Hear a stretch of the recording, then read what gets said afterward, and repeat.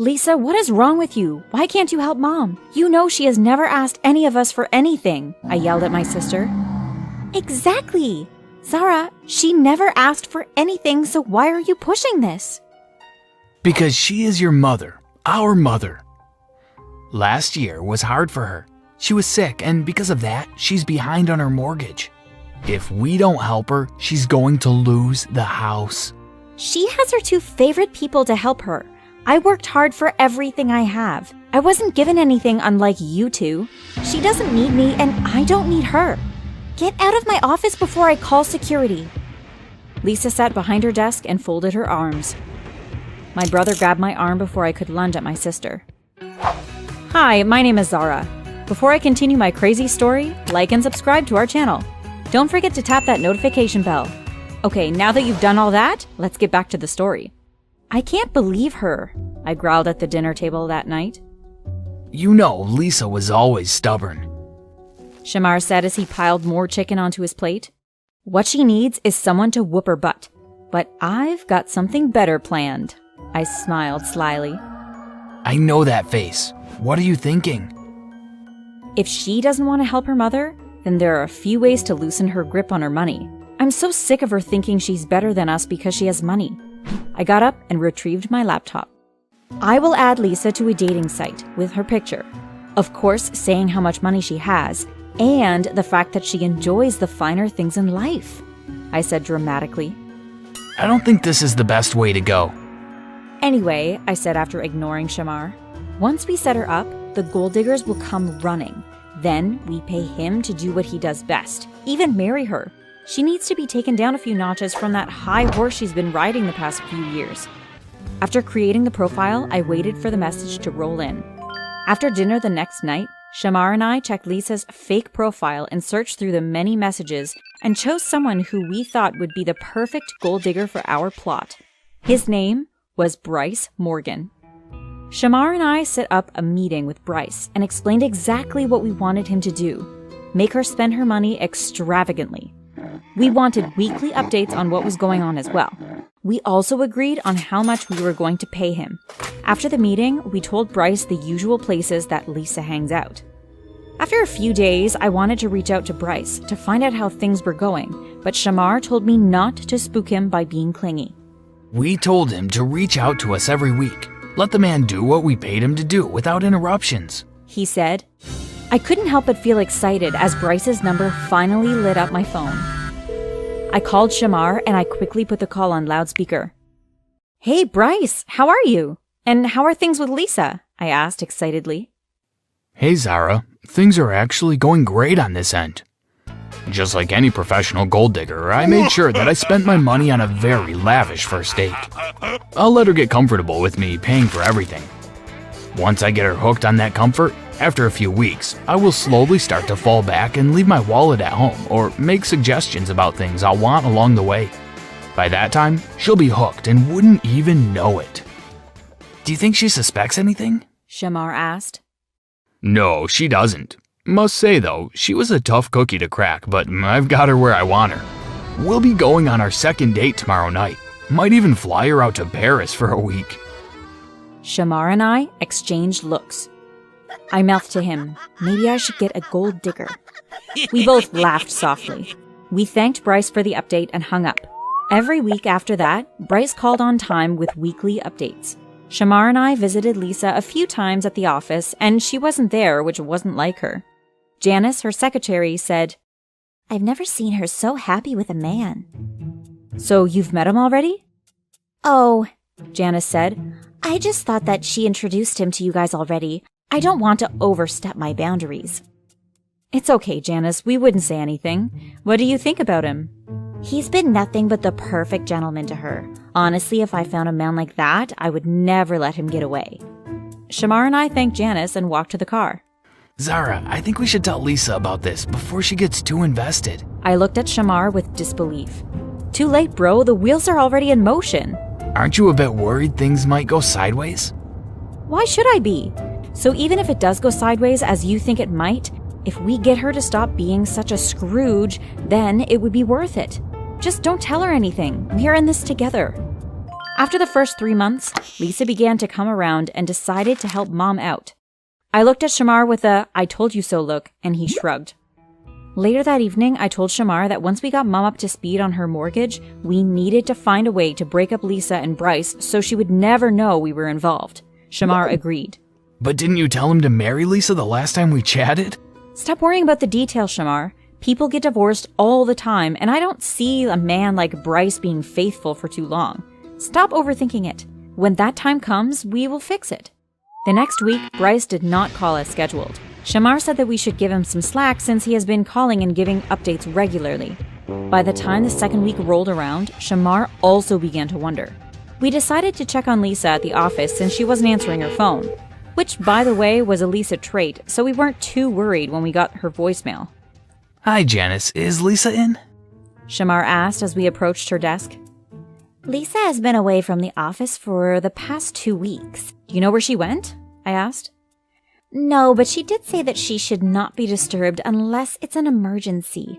I'm actually happy that Lisa is getting a chance to relax. She hasn't taken a vacation in 5 years, so she plans on using her time wisely. Did she go with Bryce? Janice nodded. But don't ask me where they went because I have no idea. We thanked Janice and walked out the office and headed to the car. Do you think he married her already? Shamar asked. I'm not sure, but why not tell us about it? I don't like this, Shamar said as we waited for Bryce's scheduled call. This is the 3rd week with no contact, and Lisa still isn't answering our calls or messages. So what do you think we should do? I asked, refusing to admit that this had gone too far, even though my stomach was in knots. I think it's time to get the police involved. Shamar and I went to the police station to make a report and file a missing persons report. The police said that there was nothing they could do about it since Lisa told Janice that she was going on vacation. Shamar said that they had not been able to contact Lisa in 3 weeks, and it wasn't like her. After a while, the police finally decided to look into Lisa's disappearance. Shamar gave them a listing of all Lisa's getaway spots in the country. They also said they would check the airlines to see if she left the country. Do you think they will really look into it? I asked Shamar as he opened the door for us to exit. Honestly, I really don't know, he said grimly. That night, Shamar and I decided to confess to Mom what we did. If anything happens to Lisa, I will never forgive the both of you. Mom walked away, leaving Shamar and I feeling helpless and filled with regrets about what we did. Did you call the station? I asked, frustratedly. Yes, but still no leads, Shamar said as he slammed his phone on the kitchen counter. It's been 2 months. What do you mean they don't have any leads? I don't think they're even looking for her. I grabbed my keys and said, time to take matters into my own hands. I walked to the front door and opened it. Shamar! I screamed. Shamar came running immediately. He screamed as he pushed past me to hug her.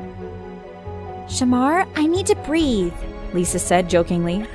He let her go and grinned. Where's Mom? Lisa asked. She's at work, but she'll be home shortly, I responded. Are you coming in? No, I just came to tell you guys the great news. Shamar and I looked at each other before returning our attention to her. I got married, she said, flashing her ring in front of our faces. Before I could respond, she continued. I'd like you guys to meet him, so I want to take you guys and Mom out to dinner tonight, so you could meet him. And before I forget... I watched as Lisa dug into her purse and pulled out a piece of paper and handed it to me. That check should cover the rest of Mom's payment for the mortgage. Lisa gave us the name of the restaurant, the address, and the time to meet before disappearing into her car that was parked in the driveway. So he did marry her, I said, closing the front door. Now all we need is a plan to get rid of Bryce. See, I told you it would work out, I said, relieved. We went over to the restaurant. She said she would meet us for 7. It's already 7:30. I looked towards the entrance of the restaurant. Your sister is always late. I thought you'd be accustomed to it by now. Mom chuckled before taking a sip of the wine. Before heading out to dinner, the 3 of them decided that it would be best to come up with a plan together to get Bryce out of the picture. Here she comes, Shamar said as he stood to greet them.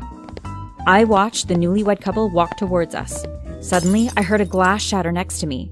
I turned towards my mother. She looked as though she had just seen a ghost, which was quickly followed by rage.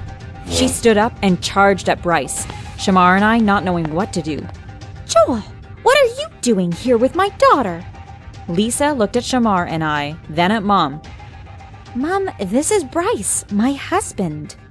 "So this is where you've been all this time with my daughter? I thought you were on an important business trip. Lisa, this man has played you for a fool." "Mom?" I asked in confusion. "You know Bryce?" "His name isn't Bryce, it's Joel, and I thought you loved me." Mom turned to Bryce. He didn't say anything. I watched as Mom stormed off and Shamar went to console her. By now, everyone in the restaurant was looking in our direction.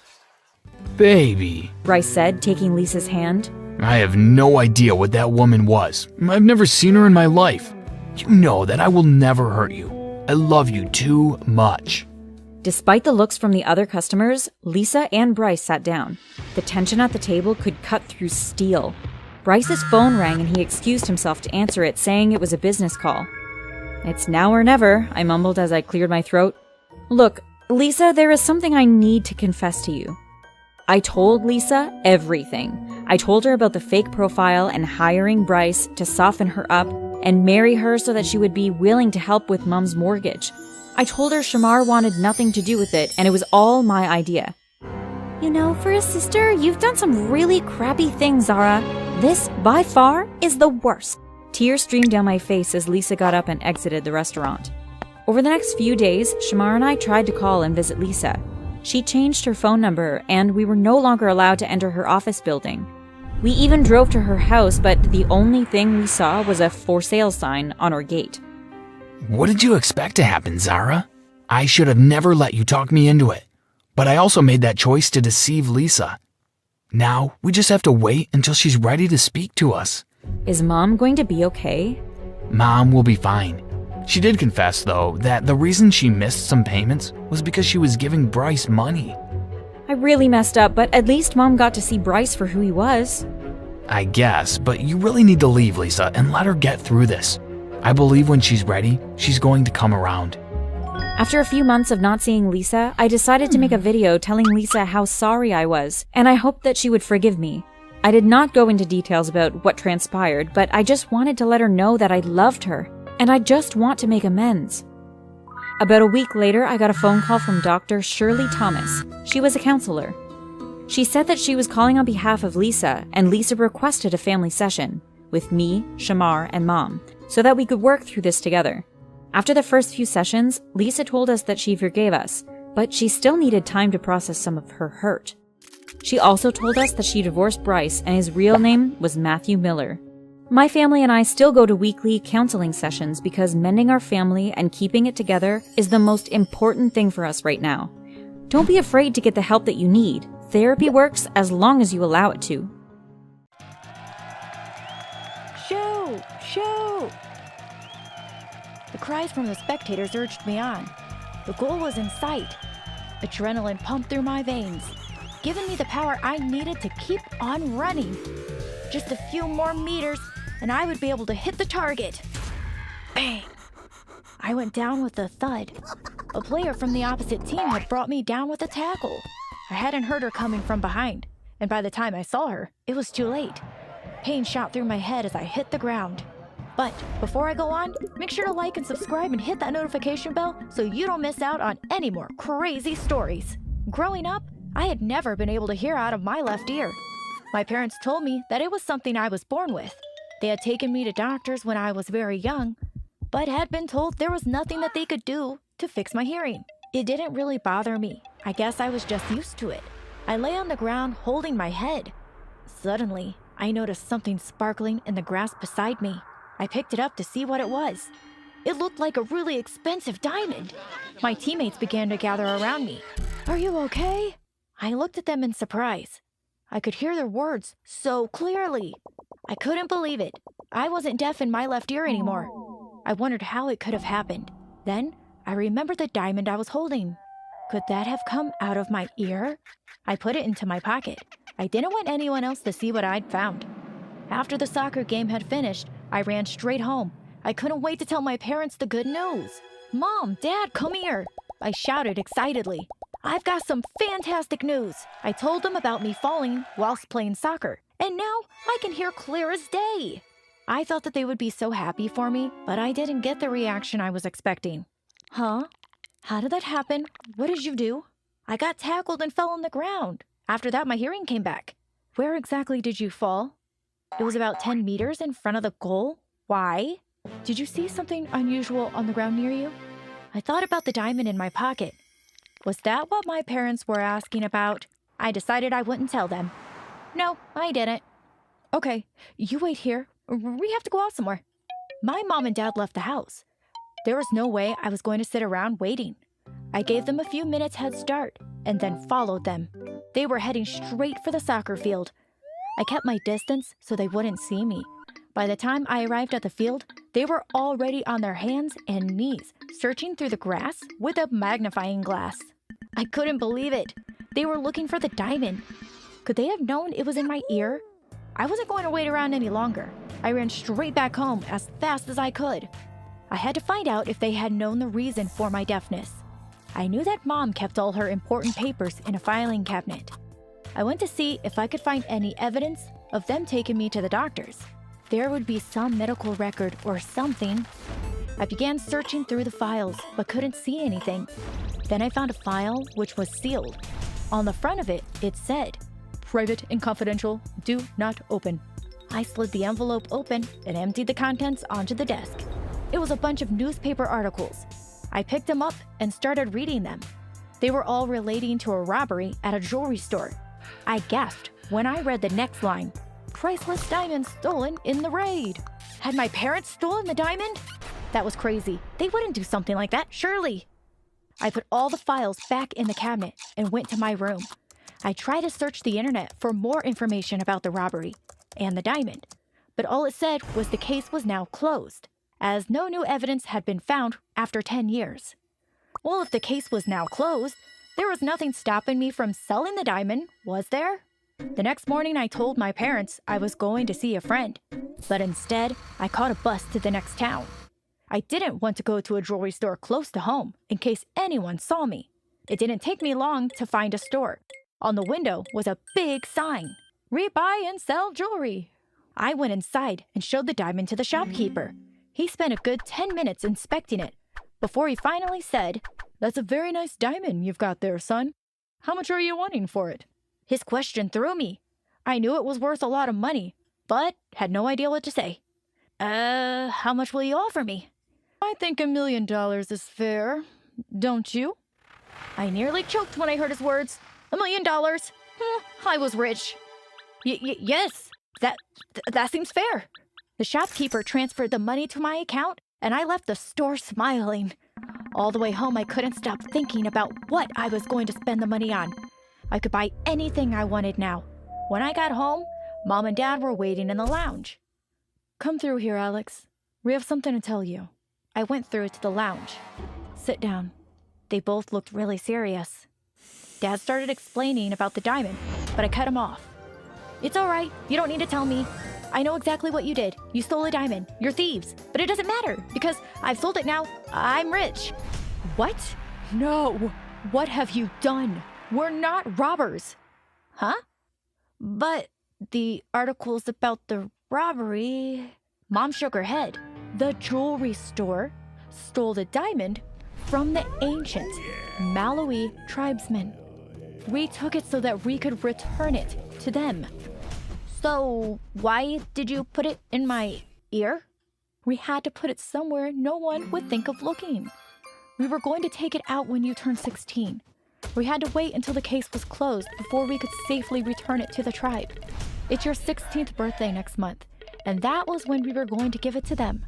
Now, we can't give back what is rightfully theirs. Tell us who you sold it to."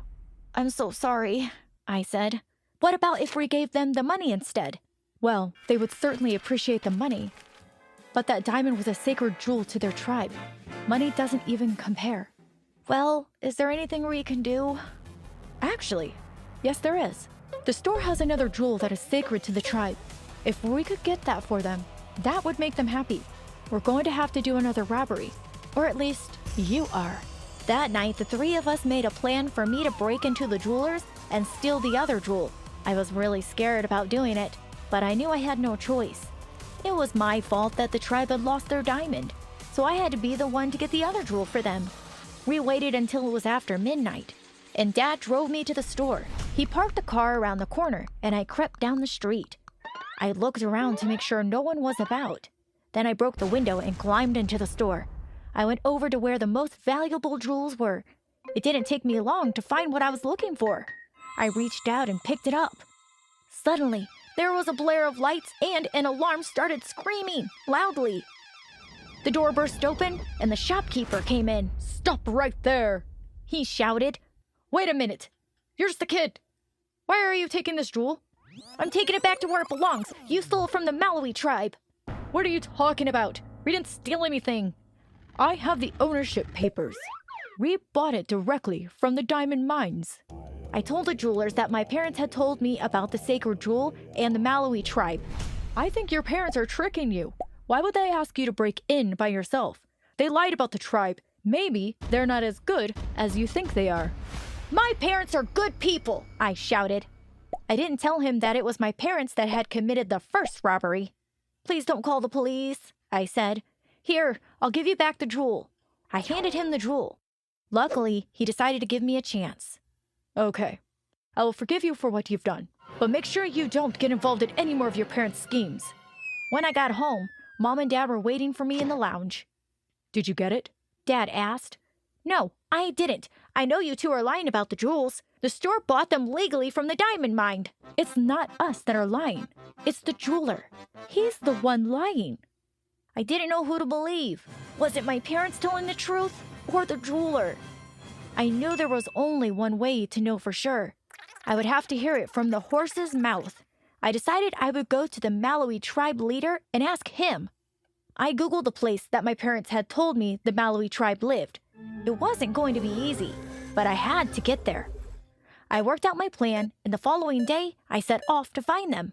But when I got to the place where they were supposed to be living, it was empty. I looked around, but I couldn't see anyone. It was just a clearing in a forest.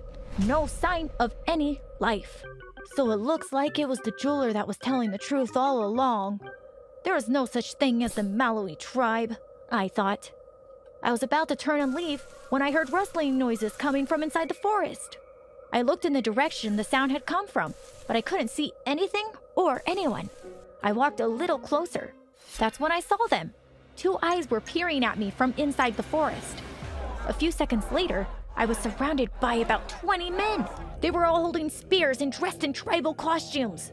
"What do you want? What are you doing here? Who sent you?" Asked a man that appeared to be their leader. "I'm here to help you. I want to help you get back your sacred diamond," I said. They all froze. Then one of them started laughing. "Sacred diamond?" He chuckled. I nodded. I didn't get it. What was so funny? "Oh, don't worry about that. We have a bucket full of those in our gift shop." "Gift shop? What gift shop? Aren't you an ancient tribe living in the middle of nowhere, cut off from society?" The man laughed out loud. "No, I'm Dave from Arizona, and you're in the middle of Universal Theme Park." I looked around me. I couldn't believe I had been so stupid. It was so obvious now. The trees were all fake. Even the leaves were plastic. Even the birds and the other animals were just painted stone. "So you're telling me that this is all just a show?" I said. "The Malawi tribe doesn't really exist?" "Yeah, of course. But what I want to know is why would you go to all this trouble to help us?" I explained how it was my parents who had wanted to help the tribe, but that they had been the ones that told me about the sacred jewels. "But why would my parents think the diamond was worth so much money?" I asked. I think I might know the answer to that question. About 10 years ago, when the theme park first opened, we put out an announcement that a diamond worth $1 million had been lost somewhere in the park. We told everyone that there was a big reward if anyone found it. We planted one of the fake diamonds from the gift shop somewhere in the park. Of course, we got thousands of visitors. Everyone wanted a chance to find the diamond and get the reward. So what happened when someone found it? That's the thing. No one ever claimed the reward. We just assumed that someone had found it and had taken it home with them. We didn't care. We knew it was worthless. And if someone was dumb enough to buy it off them without checking it out, then it was their own fault. But a jeweler said he bought it from a mine, and then it was stolen. Yeah, I remember reading about that robbery of that diamond. We were all laughing that a jeweler hadn't realized it was fake, and that some stupid thieves had gone to all the effort to steal a fake diamond. Huh. I didn't tell them that it was my parents who had been the stupid thieves. I also didn't say that I had spent the first 16 years of my life not being able to hear properly because of that fake diamond. Hey, Alyssa, where are you going in such a hurry? A familiar voice called out to me. I spun around to see Crystal walking briskly to meet up with me.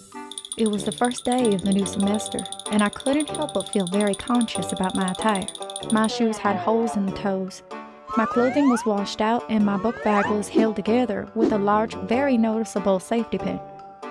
I worked all vacation to get money to purchase new clothes and shoes for school, but my grandma got sick the last 2 weeks, and I gave my mother the money to help with her medication. "Hey, Chris," I said as she came and stood next to me. She looked me over. I thought you were getting new clothes this semester. I rolled my eyes and continued walking. Grandma got sick.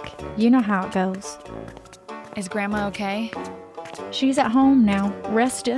I tripped, and the underneath of one of my sneakers flew off and skated across the floor right in front of the popular kids.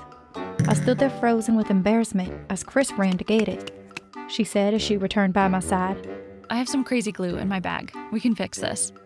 Tears streamed down my face as Chris gently pulled me towards the bathroom. "Hi, my name's Alyssa. Like and subscribe to our channel, and of course hit that notification bell. This way, you don't miss out on any of our amazing stories." After school, Crystal and I volunteered at a Woman's Worth Big Sister program. After our session with the children, Mrs. Osborne told the volunteers that if we don't get any more donations, she would have no choice but to close the program. We left the center, not sure how we could help Mrs. Osborne and save the program. What about if we had a cake sale? Crystal asked me as we headed home. Nah, that wouldn't make as much as we need. We passed by the mini mart and saw the sign. "This week's lottery, $18 million. What if we each bought a ticket?" I said excitedly as we stood outside the mini mart. You do know that the lottery is a money-making scheme by the government, right? Nobody ever wins. But if you want to, I guess I can't stop you. I darted into the mini mart and purchased a ticket. It was my last $5, but if I won... I came out and Crystal asked, So what are you going to buy when you win the lottery? "Well, first, I'll purchase a new pair of sneakers," I said as I lifted one foot and criticized my shoe. Crystal and I laughed as we thought about all the outlandish things we would purchase, like tigers to have as pets and crowns with large jewels. I waved Crystal goodbye as we stopped in front of my home. I placed the lottery ticket in my pencil case for safekeeping till tomorrow night before heading to bed.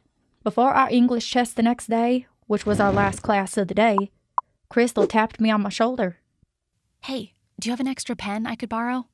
Just then the teacher walked in. I handed Crystal my pencil case to retrieve the pen.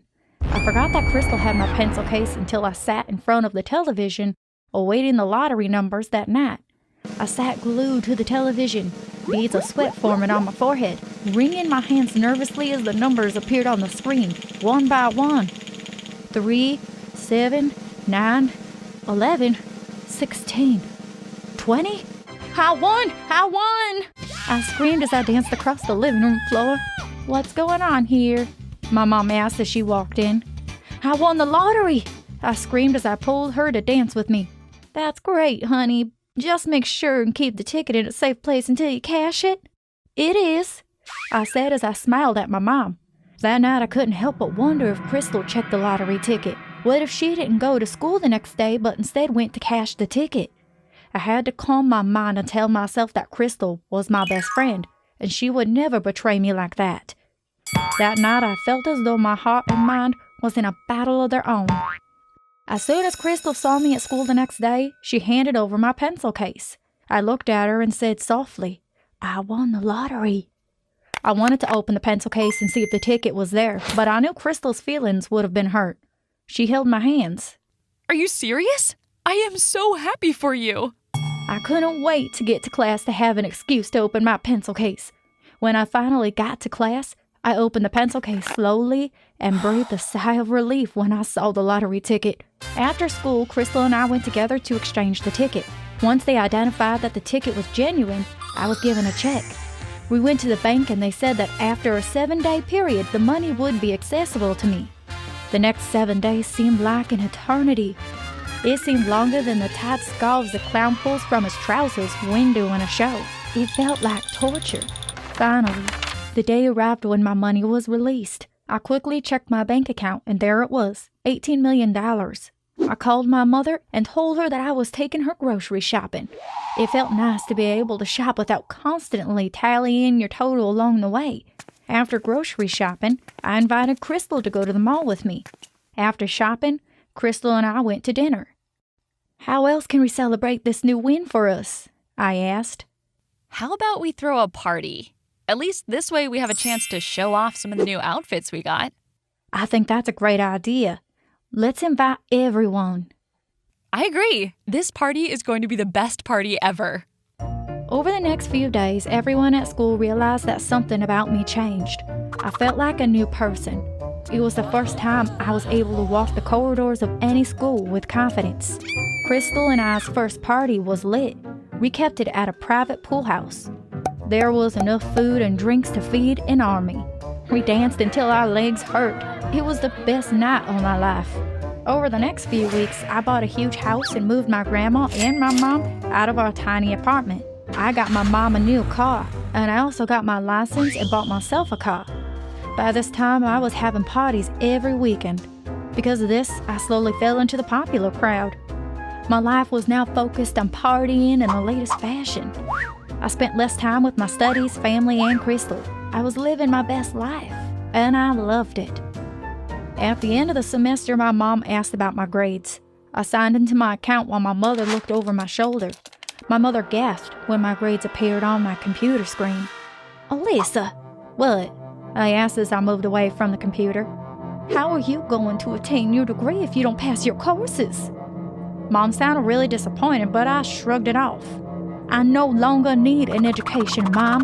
I have money. Isn't the point of getting an education to get a job so you can get money? So I skipped a few steps. I'm set for life, Mom." "I can't believe you just said that, Alyssa." My mother shook her head and walked out of the room. I shrugged my shoulders as I got ready for my date. Tonight, I was going out with Darren. Lately, I've had a lot of dates. "Ah, yes, the things money can buy," I said as I twirled in my mini dress in front of the mirror. My dates never amounted to anything, since they usually wanted me to pay for dinner or purchase something for them. My last date, John, even asked me to purchase dinner for him to take home. I didn't mind as much as I was just happy to be noticed. When I got home from my date, my mom was waiting up for me. "Do you know what time it is, Alyssa?" "It's 2 a.m. "Mom, I'm 19. Last time I checked, I don't need your permission to stay out." "You don't need my permission, but it would have been nice if you called to let me know where you were. Did you forget that tonight was Grandma's 85th birthday party?" "Mom, every time I go to one of those parties, I have to kiss a bunch of old people. You made me do it when I was younger. I don't want to do it anymore." "Mrs. Osborne also called and said you have been missing sessions at the Big Sister program." "And so what? I have a life now." "I really hoped that money wouldn't change you, but I guess I was wrong." "You don't get it, do you? I finally have friends. People actually like me." "What about Crystal? When was the last time you spent time with her? Do you think these other people like you? They only like what you can give them." I walked away, went to my bedroom and locked the door. The next day, my mother and grandma weren't at home. I found a note on the kitchen counter telling me that they moved back to their apartment. Immediately, I called Crystal. "I have never lived on my own before." Hi. She said dryly. "Hi. Mom and Grandma moved out. Do you want to come over and hang out?" You actually want to hang out with me? What about your new friends? Are they too busy today? "Look, Crystal." No, you look. I'm not an object that you can pick up and use when you want. I was there when you had nothing, and as soon as you won the lottery, you forgot who was there for you. No wonder your mom and grandma left. Crystal hung up. "I don't need them. I have my new friends." I called up Jackie and the others, and we went to the mall. I purchased everything they wanted. That evening, I had a date with Ethan. Over the next week or so, I kept myself busy. I thought everything was going great, until the morning after one of my parties. I saw 15 missed calls from my mother. She probably wants to complain about something else that I didn't do. I said as I dialed her number. Hey, Mom, 15 missed calls. Really? As my mother spoke to me, the blood drained from my face and my knees buckled beneath me. What do you mean Grandma's dead? I wailed. The next few days seemed like a blur. I went back to the old apartment with my mom. The days before the funeral, family and friends stopped by to give their condolences. Even though Crystal was there, she kept her distance from me. I had never felt more alone. At the funeral, girls from the program, together with Mrs. Osborne, attended, as well as Crystal. I looked around the church for my other friends, but none of them showed. After the funeral, I went back to my house. I needed time to think and be alone. When I returned to school, I asked my friends why they didn't come to the funeral. Some said it wasn't their grandma. Others made excuses about having previous family engagements. One guy even said that his goldfish died that same day. It was then and there I realized that my mother was right. These new friends weren't friends at all. They were just using me to get what they wanted. During lunchtime, I sat in the cafeteria away from everyone, picking out my lunch, when someone came and sat next to me. Hi. They said softly. I looked up. It was Crystal. Our eyes met, and she came over to me and hugged me. I cried into her shoulder until I couldn't cry anymore. I pulled away slowly. I'm so sorry, Crystal, for how I treated you. I just got caught up because I was never able to do any of those things before. I should have never treated you that way. Do you forgive me? Of course I forgive you, silly. You are lucky I like you. I may have charged you a friendship reconnection fee. We both laughed. Before heading home that afternoon, I passed by the Big Siste program and apologized to the girls and Mrs. Osborne. I also asked for the account number of the NGO so that I could make a donation to the program. I can't believe that I allowed money to change me so drastically. Well, we all make dumb mistakes. I'm just glad to have my best friend back. After dropping Crystal off, I headed home. I knew that I owed my mother an apology for how I behaved towards her. I just hoped that she forgave me as quickly as Crystal did. I parked the car in the driveway and walked slowly to the front door, going over scenarios as to how to apologize to my mom. I opened the front door and screamed. I just couldn't believe what I saw. It was Grandma. I ran to her and threw my arms around her neck. Grandma, but how? I asked, shocked.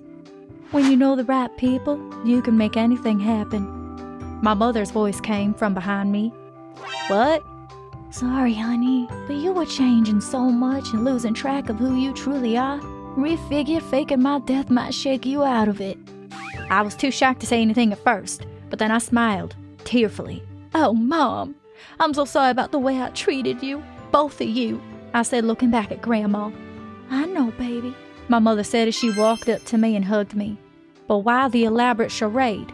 I asked with a raised eyebrow. Because a mother will do whatever she has to do to get her children back on track. We love you and we needed you to come to your senses. It worked, didn't it? Yes, it did. That night, Mom, Grandma, and I stayed at home and cooked dinner together like we did before. I told her about my day at school and my rekindling with Crystal. Needless to say, that semester I failed all my courses. It does mean that I have to wait for them to come around again before I can retake them. It also means that receiving my degree is going to take longer than expected. It taught me a grave lesson. Your actions are not free from the consequences that follow.